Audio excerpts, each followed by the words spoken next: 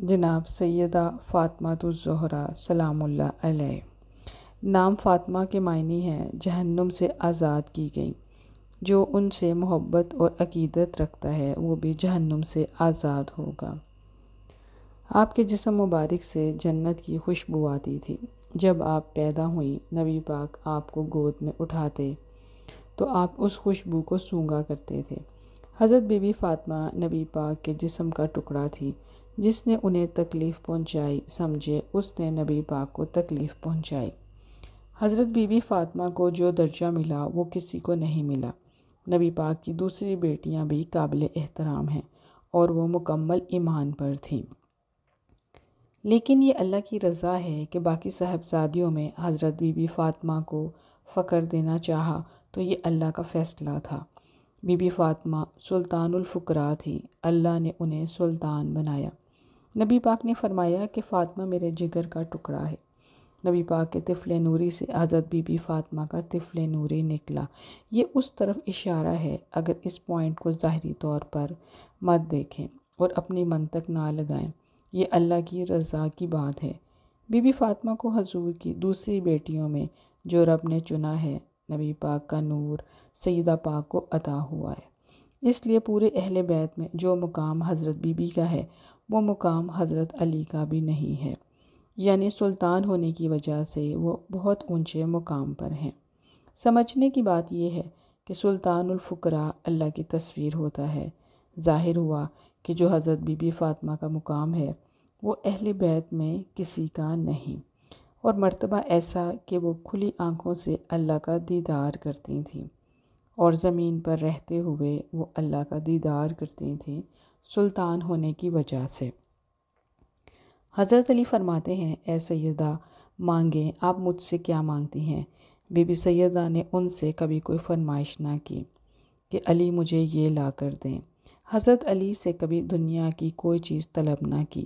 ہمیشہ حضرت علی آپ کو دیکھ کر یہ فرمایا کرتے تھے، اے سیدہ دنیا مجھے حیدر کہتی ہے اور دنیا مجھے شیر خدا کہتی ہے، دنیا مجھے فاتح خیبر کہتی ہے اور صاحب علم کہتی ہے، اور دنیا کہتی ہے کہ آپ کا ہاتھ بلند کر کے سرکار نے فرمایا من کنت مولا، اور سرکار نے فرمایا میں علی سے ہوں اور علی مجھ سے ہے۔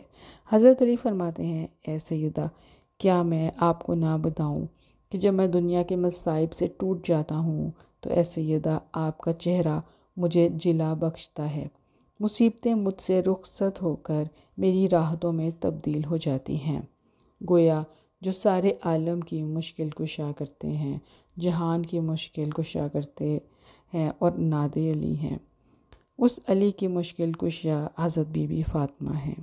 بی بی سیدہ کے رخ میں آپ مسکراتی ہیں تو لگتا ہے کہ خدائی مسکراتی ہے، اور آپ راضی ہوتی ہیں تو مولا علی فرماتے ہیں مجھے ایسا لگتا ہے کہ جیسے خدا مجھ سے راضی ہو گیا۔ اے سیدہ آپ کی طرف دیکھنا ہی میری عبادت بن جاتا ہے۔ نبی پاک نے فرمایا تھا، فاطمہ میرے جگر کا ٹکڑا ہے، جس نے اس سے محبت کی اس نے مجھ سے محبت کی، اور فرمایا جس نے اسے تکلیف دی اس نے مجھے تکلیف دی۔ حضرت بی بی فاطمہ آپ کی چاروں بیٹیوں میں سب سے چھوٹی ہیں، اور اعلان نبوت سے پہلے حضرت فاطمہ کی ولادت ہوئی۔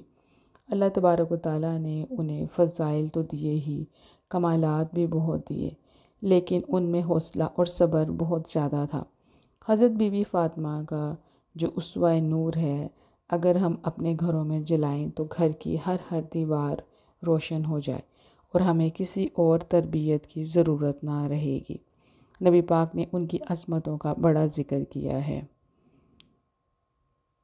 حضرت عائشہ فرماتی ہیں، چال ڈھال میں، اٹھنے بیٹھنے میں، بات کرنے میں جو نبی پاک کے سب سے زیادہ مشابہ ہیں وہ حضرت بی بی فاطمہ الزہرا ہیں، اور سب سے زیادہ وہ نبی پاک سے ملتی ہیں۔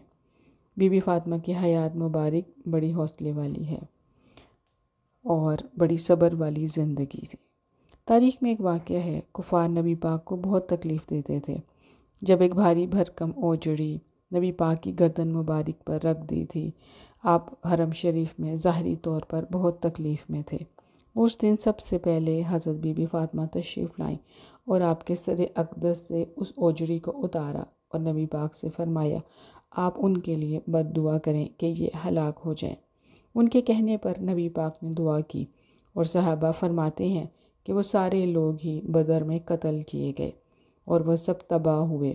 نبی کے خاندان پر فقر مجبوری نہیں تھا، لیکن یہ نبی کی پسند ہے کہ ایک دن روٹی کھانا اور ایک دن فاقہ کرنا۔ 13 جمادی الاول بی بی فاطمہ کے وصال کا روز ہے، جنہیں نبی پاک نے فرمایا کہ یہ میرے جگر کا ٹکڑا ہے، اور یکم سے 13 جمادی الاول تک ایام سیدہ کہلائے جاتے ہیں کیونکہ وہ کرب کے دن ہیں۔ سیدہ فاطمہ کی بڑی شان ہے، اللہ تعالی ہمارے دلوں میں ان کی تعظیم عطا فرمائے اور ان کے جوتوں کی دھول ہمیں عطا فرمائے۔